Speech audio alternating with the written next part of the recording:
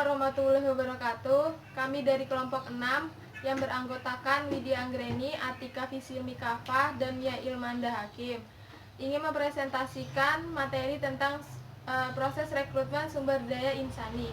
Yang pertama, rekrutmen merupakan proses menentukan dan menarik pelamar yang mampu untuk bekerja dalam suatu perusahaan. Proses dimulai ketika pelamar dicari dan berakhir ketika lamaran mereka diserahkan dan diterima oleh perusahaan. Hasilnya berupa sekumpulan pelamar calon karyawan baru untuk diseleksi dan dipilih.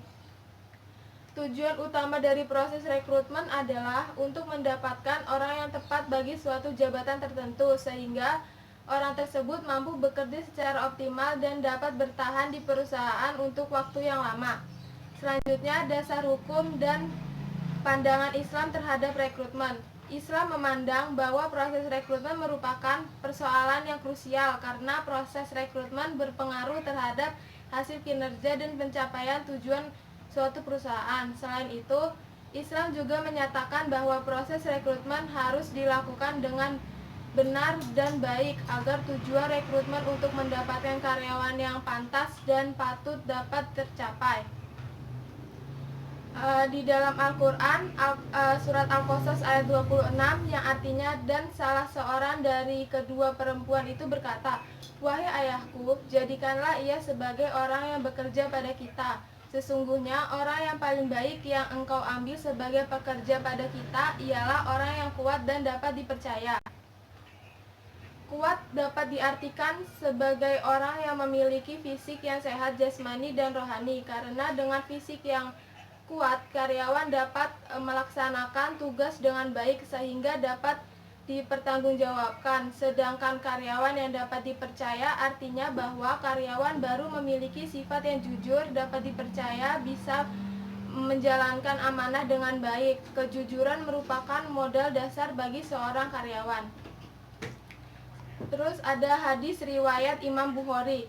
Rasulullah bersabda, "Ketika menyia-nyiakan amanah, maka tanggunglah kehancuran." Dikatakan, "Hai Rasulullah, apa yang membuatnya sia-sia?"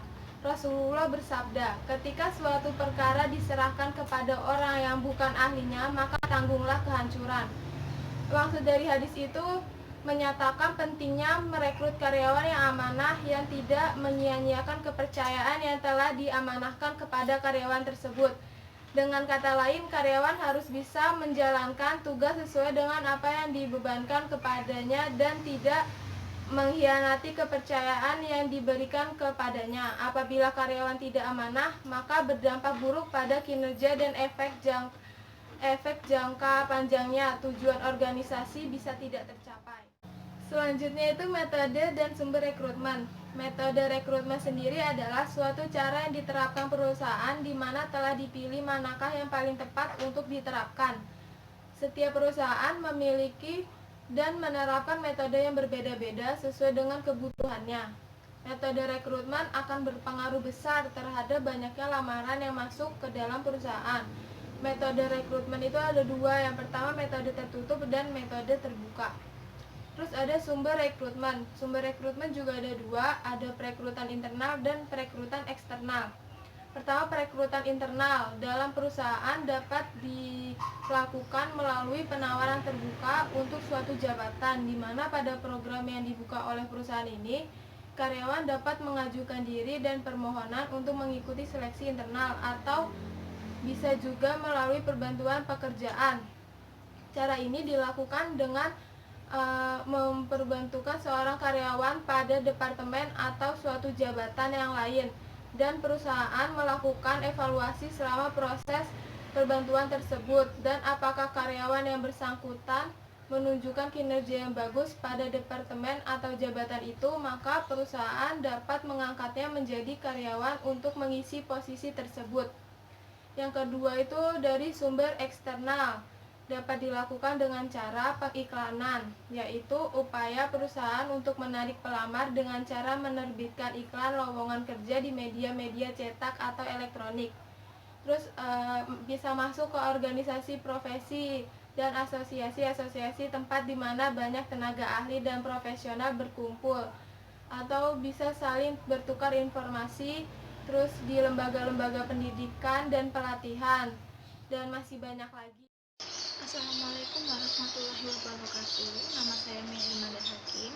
Pada kesempatan kali ini, saya akan mempresentasikan mengenai proses rekrutmen, prinsip rekrutmen yang efektif, faktor-faktor yang mempengaruhi rekrutmen yang efektif, strategi rekrutmen, dan pengaruh rekrutmen terhadap kinerja karyawan. Yang pertama yaitu adalah proses rekrutmen. Proses rekrutmen adalah sistem dan prosedur seleksi harus berdasarkan efisiensi uang, waktu, tenaga, dan bertujuan untuk memperoleh karyawan yang terbaik dengan penempatannya yang tepat. Seleksi ini memiliki dua macam. Yang pertama yaitu adalah successive headless, di mana pelamar mengikuti rangkaian testing satu demi satu, dan apabila pada tes pertama dia tidak lolos atau nilainya tidak mencukupi, maka dia dinyatakan gagal atau gugur. Yang kedua yaitu adalah compensatory approach, di mana pelamar diwajibkan mengikuti seluruh rangkaian tes. Kemudian apabila nilainya mencukupi, maka dia dinyatakan lulus, dan apabila nilainya tidak mencukupi, maka dia dianggap gagal.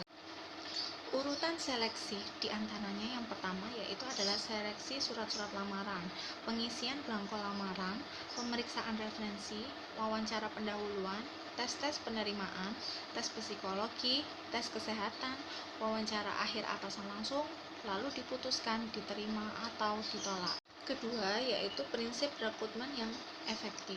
Menurut Rifai dan Sagala, prinsip-prinsip yang semestinya dilakukan dalam sebuah proses rekrutmen adalah yang pertama, mutu karyawan yang harus direkrut harus sesuai dengan kebutuhan yang diperlukan oleh perusahaan agar sesuai dengan kualifikasi jabatan yang akan diisi dengan menganalisis deskripsi dan spesifikasi pekerjaan. Yang kedua yaitu adalah jumlah karyawan yang diperlukan harus sesuai dengan pekerjaan yang tersedia. Untuk mendapatkan hal tersebut perlu dilakukan peramalan kebutuhan tenaga kerja dan analisis terhadap kebutuhan tenaga kerja. Yang ketiga yaitu adalah biaya yang diperlukan haruslah minimal.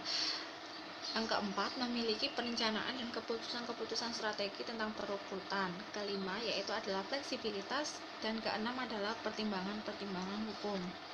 Yang ketiga, yaitu adalah faktor-faktor yang mempengaruhi rekrutmen yang efektif. Faktor-faktor yang disebutkan adalah yang pertama adalah karakteristik organisasional. Hal ini mempengaruhi desain dan implementasi sistem rekrutmen yang dijalankan perusahaan. Misalnya, organisasi yang sentralistik lebih suka melakukan model rekrutmen berdasarkan kedekatan kolonisme, atau perusahaan yang tidak memiliki pola promosi dan mutasi yang efektif akan lebih suka melakukan pola rekrutmen dari luar perusahaan. Yang kedua adalah citra organisasi. Banyak pelamar yang enggan melamar di suatu perusahaan tertentu yang memiliki citra negatif. Sebaliknya, pelamar akan berbondong-bondong mengajukan aplikasi ke perusahaan-perusahaan yang memiliki citra positif, baik dari aspek kesejahteraan karyawan maupun keunggulan dalam bidang usahanya. Yang ketiga yaitu adalah kebijakan organisasi. Kebijakan organisasi menjadi acuan bagi manajer untuk melakukan keputusan mengenai rekrutmen. Misalnya kebijakan status kepegawaian. Beberapa perusahaan yang lebih suka melakukan sistem kontrak dengan karyawan baru dalam jangka waktu yang lama biasanya kurang disukai oleh para pelamar yang terdidik dan berpengalaman tinggi. Yang keempat yaitu adalah rencana strategik dan rencana sumber daya manusia. Rencana strategis menunjukkan arah perusahaan dan menetapkan jenis tugas dan pekerjaan yang perlu dilaksanakan oleh sumber daya manusia. Banyak perusahaan lebih suka merekrut dari internal perusahaan dengan alasan pemahaman dan pengalaman yang lebih baik daripada karyawan yang sama sekali baru. Yang kelima yaitu adalah kondisi eksternal, yaitu para tenaga kerja akan berpengaruh pada proses perekrutan. Misalnya pada suatu daerah yang surplus atau kelebihan angkatan kerja, maka tanpa melakukan upaya iklan lowongan kerja pun perusahaan sudah dapat mendapatkan banyak pelamar. Yang keenam yaitu adalah persyaratan pekerjaan. Pelamar memiliki kemampuan dan minat terhadap posisi yang sesuai dengan kompetisinya. Oleh karena itu penting bagi perusahaan untuk menjelaskan secara detail apa-apa persyaratan yang dibutuhkan untuk posisi yang ditawarkan. Yang keempat yaitu adalah strategi rekrutmen. Strategi rekrutmen ada 4. Yang pertama adalah di mana tempat merekrut. Dalam memutuskan di mana akan merekrut, 2 pertimbangan adalah penting. Yang pertama, organisasi haruslah mengidentifikasi pasar tenaga kerja utama, tempat di mana calon potensial dapat diperoleh. Sebagai contoh, organisasi besar kemungkinan menempatkan tenaga berkeahlian tinggi di dalam wilayah dengan tingkat pengangguran tinggi. Kedua organisasi haruslah menganalisis tenaga kerjanya sendiri dan mengidentifikasi sumber-sumber karyawan terbaiknya. Organisasi mungkin menentukan bahwa sebagian besar karyawannya yang menonjol cenderung berasal dari sumber tertentu, seperti program universitas tertentu, sekolah kejuruan, atau agen penempatan tenaga kerja swasta. Yang kedua adalah posisi-posisi masuk.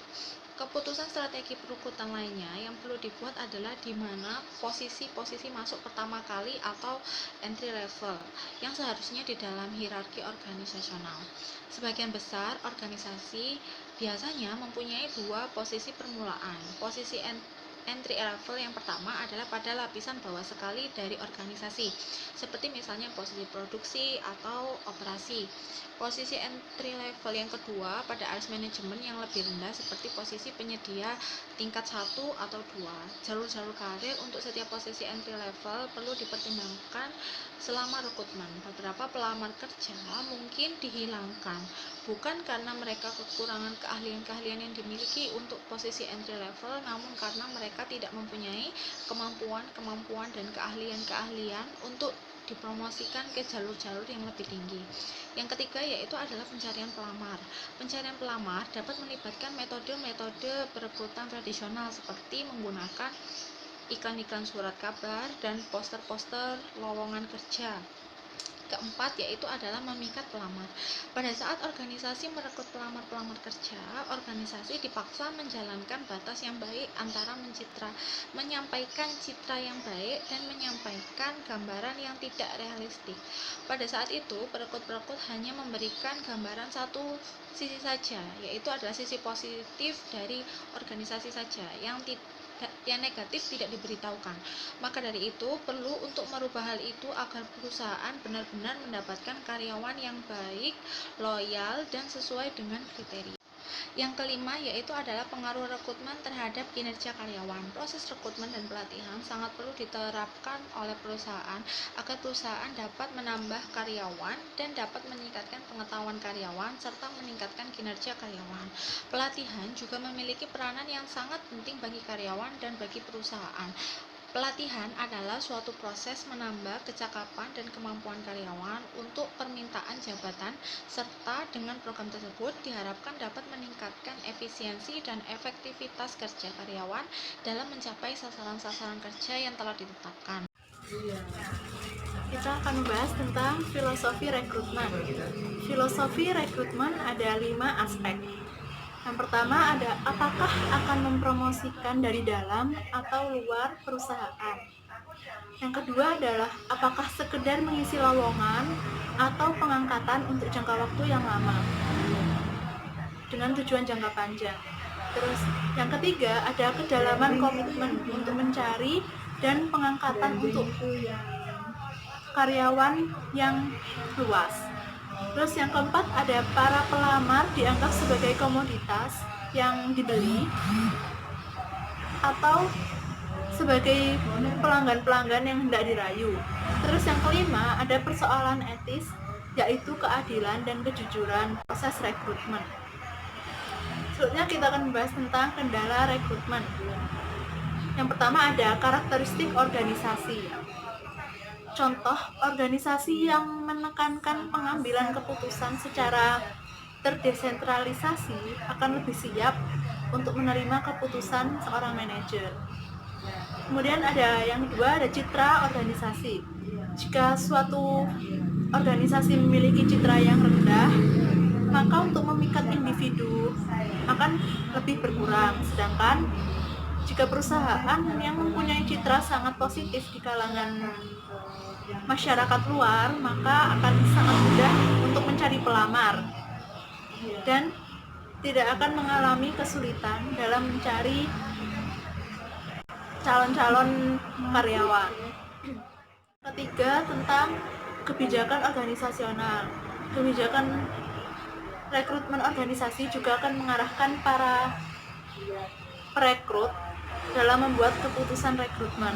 Kemudian ada rencana strategik, rencana yang menunjukkan arah perusahaan dan menetapkan jenis-jenis tugas dan pekerjaan. Yang kelima ada kebiasaan perekrut. Kebiasaan dapat meneruskan kesalahan di masa lalu atau menghindari alternatif yang lebih efektif. Yang keenam ada kondisi eksternal. Jika pasar tenaga kerja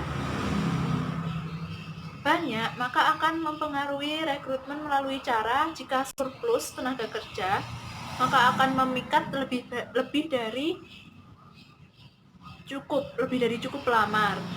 Tetapi bila lapangan kerja penuh, full, maka akan diperpanjang untuk memikat lebih banyak lagi pelamar. Kemudian ada daya tarik pekerjaan. Jika posisi yang diisi bukanlah pekerjaan yang menarik, maka mencari pelamar yang terbaik akan menjadi tugas yang sulit. Misalnya posisi yang tidak menarik itu di bidang sekretaris yang susah untuk menambah promosi jabatan, sedangkan resikonya tinggi. Kemudian ada persyaratan pekerjaan. Perusahaan menawarkan pekerjaan dengan imbalan dan persyaratan tertentu dengan ekspektasi mengenai tipe orang yang dicari. Selanjutnya akan membahas tentang analisis biaya manfaat rekrutmen, bertujuan untuk menemukan pelamar-pelamar berbobot yang akan tetap bersama perusahaan dengan biaya yang paling sedikit. Jadi seefektif apa biaya yang dikeluarkan untuk mendapatkan manfaat yang banyak. Kemudian ada analisis saluran-saluran rekrutmen. Di antaranya yang pertama ada biaya perpengangkatan atau hire. Terus ada waktu tenggang dari identifikasi kandidat ke pengangkatan. Kemudian ada hasil saluran atau channel yield. Kemudian yang kelima ada alternatif pengganti rekrutmen. Di sini perusahaan menghindari melakukan upaya-upaya rekrutmen disebabkan biaya seleksi dan rekrutmen yang tinggi. Berikut contohnya. Di antaranya ada overtime atau menggunakan kerja lembur. Dengan kerja lembur ini perusahaan tidak perlu mencari tambahan tenaga kerja lagi, namun hanya menambah insentif untuk karyawan yang bekerja lembur. Kemudian ada subcontracting. Di sini ada perusahaan yang menyediakan jasa mengontrak karyawan berdasarkan kemampuannya. Terus ada temporary employees, yaitu karyawan yang diberi jangka waktu. Kemudian ada employee leasing. Nah, di sini merupakan penyewaan karyawan di mana karyawan tersebut sesuai dengan kemampuannya dan untuk mengerjakan suatu pekerjaan tertentu.